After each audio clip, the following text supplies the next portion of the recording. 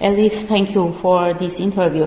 As a journalist, you often speak about the role of peace journalism. In your view, to what extent is journalism responsible? Elif, շնորհակալ եմ հարցազրույցի համար։ Որպես լրագրող դուք խոսում եք խաղաղության լրագրության դերի մասին։ Ձեր կարծիքով որքանով է լրագրությունը պատասխանատու ոչ միայն հակամարտությունների լուսաբանման, այլև ժողովուրդների միջև վստահության եւ երկխոսության ձևավորման կամ հակառակը թշնամանքի խորացման համար։ Conflicts, but also for fostering trust and dialogue between peoples, or for deepening hostility.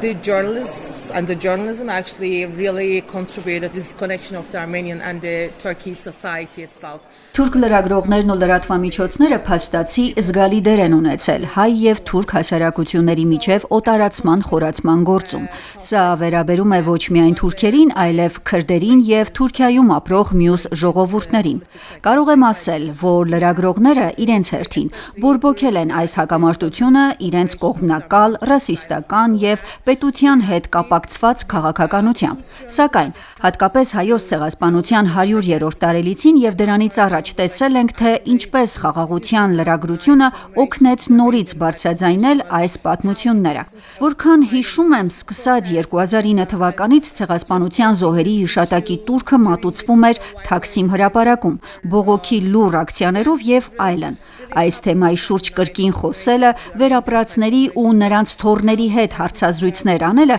իսկապես օգնեց մեր հասարակությանը ավելի լավ ճանաչել պատմական իրականությունը եւ ընկալել, թե որքան կարևոր է երկու երկրների միջև կապի հաստատումը։ Չեմ ցանկանում ասել երկու ժողովուրդների, քանի որ փակ սահմանն ինքնին խզում է կապերը նաև արևմտահայերի եւ արևելահայերի միջև։ Ուստի պատմությունը ներկայացնելը եւ այնպիսի կամուրջ ստեղծելը, որը կհիշեցնի, որ մենք հարևաններ ենք դարեր շարունակ կողք կողքի, չափազանց կարևոր է խաղաղության հաստատմանը նպաստելու եւ կապերը սերտացնելու համար։ Peace again, to build the ties again. You mentioned the borders. What is your view on the long-awaited? Սահմանների մասին խոսեցիք։ Ինչ կարող եք ասել սահմանների երկար ժամանակ ակնկալվող բացման մասին։ Կարող է խաղաղության լրագրությունը նպաստել դրան։ Journalism contribute to making that happen. Of course, because when there's a close border, we are seeing, like from Turkey, we are seeing Armenia as a very foreign country.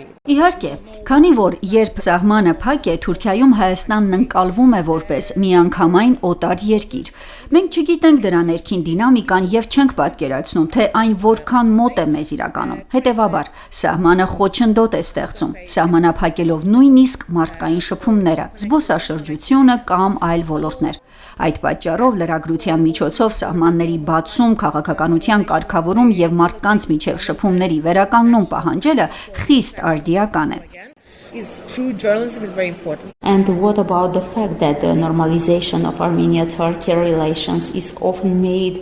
Իսկ այն դեպքում, երբ հարաբերությունների կարգավորման նախապայման են դիտարկվում հայ-ադրբեջանական հարցերը, Of Armenia-Azerbaijan issues.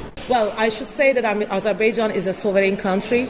It has its own politics, it has its own frame. Դե պետք է ասեմ, որ Ադրբեջանն ինքնիշխան պետություն է եւ ունի իր սեփական, ներքին ու արտաքին քաղաքականությունը։ Սա չպետք է կապ ունենա։ It has its own frame politics.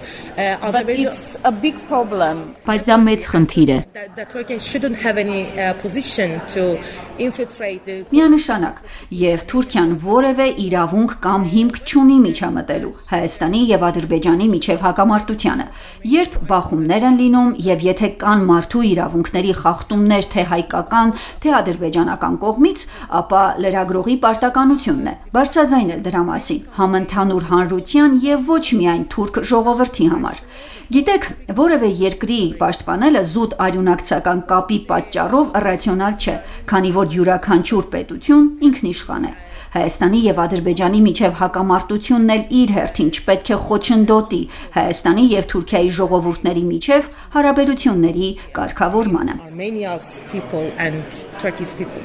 Why did you choose to refer to the Armenian genocide in your speech? Ինչու որոշեցիք Deutsche Welle-ի համաժողովին ձեր խոսքում օրինակ բերել հենց հայոց ցեղասպանությունը։ Speech at the Deutsche Welle Global Media Forum. Actually, I wasn't speaking about Armenian genocide. I was speaking about the freedom of speech. Իրականում ես անմիջականորեն հայոց ցեղասպանության մասին չէի խոսում, այլ խոսքի ազատության եւ լրագրողների դեմ հարձակումների։ Շատ կարևոր է հիշել, որ լրագրողների անհետացման ու սպանությունների պետական քաղաքականությունը սկիզբ է առել հենց հայոց ցեղասպանության օրերին 1915 թվականի ապրիլի 24-ին։ Այդ արատավոր ավանդույթը սկիզբ առնելով Օսմանյան կայսրությունում շարունակվեց նաև Թուրքիայի Հանրապետության տարիներին։ Այն թիրախավորեց ոչ միայն հայ, այլև քուրդ եւ սոցիալիստ լրագրողներին, իսկ այսօր արդեն բոլոր այլախոհներին։ Երբ ոճրագործությունը անպատժելի է մնում, այն տարածվում է եւ թիրախավորում բոլորին։ Եթե մենք չընդունենք, որ տեղի է ունեցել վայրագություն, որը թիրախավորել է հայերին եւ հենց հայ լրագրողներին, ապա չեն կարող խոսել ոչ քրդական խնդրի, ոչ էլ այն ճնշումների մասին, որոնց այսօր բախվում են Թուրքիայի այլախոհները։ Ուստի անհրաժեշտ է առերեսվել անցյալի ոճիրներին եւ պատասխանատվության կանչել մեղավորներին, որ կարողանանք կերտել ժողովրդավարական հասարակություն։ Can actually create a democratic society. There is a concern in Armenia that the Էլիֆ Հայաստանում մտահոգություն կա, որ Թուրքիայի պետական քաղաքականությունն ուղղակիորեն ազդում է մեդիա օրակարգի վրա։ Որպես անկախ լրագրող, ինչպես եք գնահատում այս տեսակետը։ journalist. How do you assess this view? There's always a very strong state-affiliated journalism in Turkey, and Դե Թուրքիայում միշտ էլ եղել է պետության հետ ուժեղ փոխկապակցված լրագրություն, բայց կարծում եմ, որ վերջին 10 տարում այդ միտումը մեդիա դաշտում սկսել է կոտրվել։ Դա շատ կարևոր է եւ ես հավատում եմ, որ իրավիճակը կփոխվի, քանի որ այսօր սովորական քաղաքացիները իրենք են հարցականի տակ դնում պետական քարոզչությունը։ Հենց սա է թույլ տալու ազատորեն խոսել պատմության մասին եւ վերհանել լրագրողների պատասխանատվությունը այդ բոլոր հակամարտությունների ընթացքում։ responsibility during those all conflicts. If the Armenia-Turkey border were opened tomorrow, what changes? Եթե վաղը Հայաստան-Թուրքիա սահմանը բացվեր, մեդիա դաշտում ինչ փոփոխություն կակնկալեիք։ In terms of cooperation and information exchange.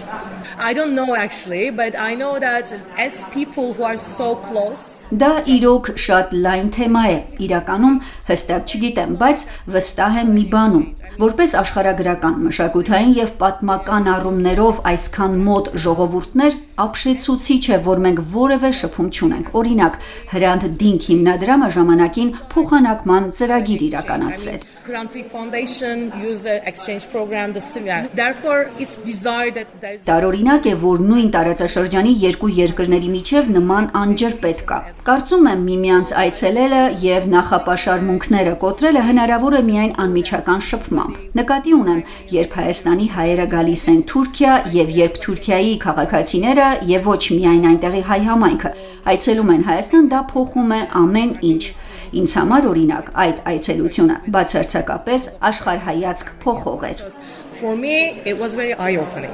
You mentioned that what you had been thought and heard in Turkey about Armenia and Armenians was very different from what you Դուք նշեցիք, որ այն ամենը, ինչ սովորել եք, լսել եք Թուրքիայում Հայաստանի եւ հայերի մասին եւ այն, ինչ տեսակ Հայաստանում, խիստ տարբերվում էին միմյանցից։ Ինչ նկատի ունեք։ Armenia. What exactly did you mean by that? Well, because as a Turkish citizen, as a student who has studied in Turkey, Թուրքիայում ինձ տարիներ շարունակ սովորեցրել են, թե հայոց ցեղասպանություն գոյություն չի ունեցել եւ որ հայերը իրականում ընդհանուր առմամբ Օսմանյան ժամանակաշրջանի համեմատ այսօր մենք գրեթե հայեր չունենք, շուրջ 2 միլիոնով պակաս։ Պետական ողջ գաղափարախոսությունը հիմնված է հայոց ցեղասպանության ժխտման վրա, ընդ որում դա պարզապես լռության մատնված թեմա չէ, դա թեմա է, որի շուրջ համակարգված ստում են։ Երբ ես խոսում եմ ցեղասպանության մասին, ես հարցին նայում եմ ոչ միայն որպես մարդկային ողբերգության,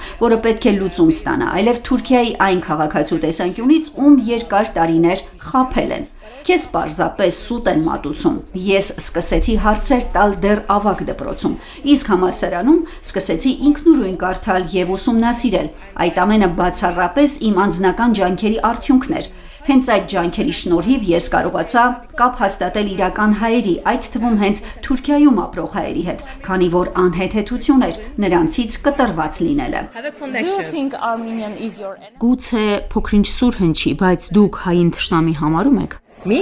Yes. No. Okay. Why? Ես ոչ։ Շատ լավ, շնորհակալ եմ Էլիվ։ Thank you.